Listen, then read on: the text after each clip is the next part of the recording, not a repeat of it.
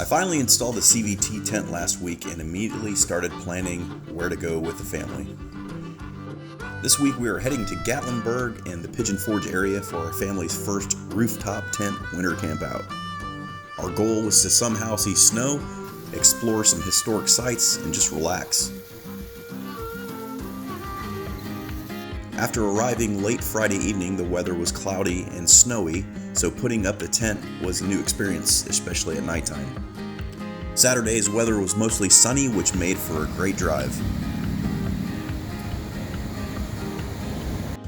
After spending the day bumping into tourists in Gatlinburg, we broke away to a place that I visited as a kid. Cades Cove is a valley located in the Tennessee portion of the Smoky Mountains. Many Homestead settlers made this valley a home before it became a national park.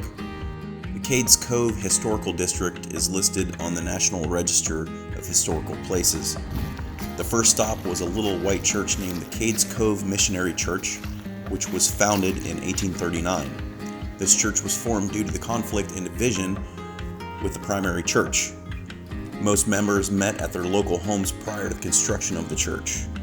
During the Civil War, the church was not able to meet due to political discourse.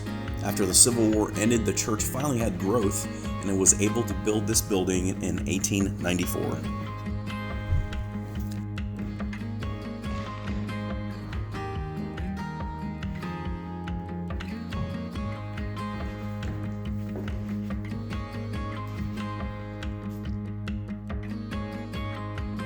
We finally pull up to the John P. Cable gristmill, which I visited as a kid.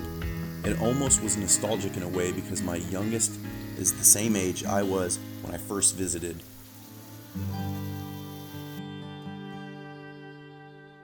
The John P. Cable gristmill was a water mill used to grind grain. Due to no electricity at the time, water power was the way to go. Payment in those times were of money and in product, and every neighbor relied on each other in those days.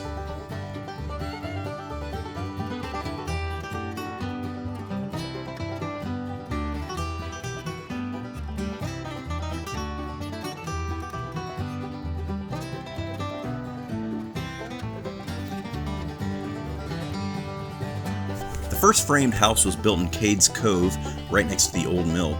The house, named Greg Cable House, was built in 1879 on 1 acre of land. The last member who lived in this house was named Becky Cable and used the house as a boarding house until she died at the age of 94 in 1940.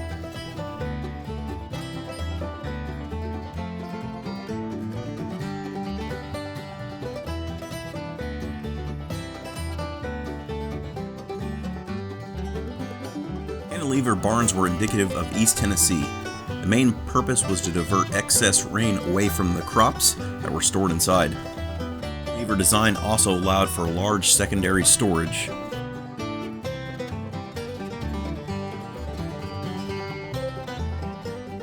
Carter Shields' cabin was the last home for a Civil War veteran who was also crippled from the war. He was injured during the Battle of Shiloh. He would retire here until the day he died. Just the day off at the KOA in a small town called Townsend, right outside of Cades Cove. The evening temperatures were in the 20s, but still comfortable. After throwing rocks into the river, we quickly made dinner. We got into the rooftop tents to get warm, and we talked about the day. Thank you guys for watching today's trip to Cades Cove. Don't forget to hit that subscribe button and click that bell icon for future videos. We'll see you guys on the next trail. Vintage out.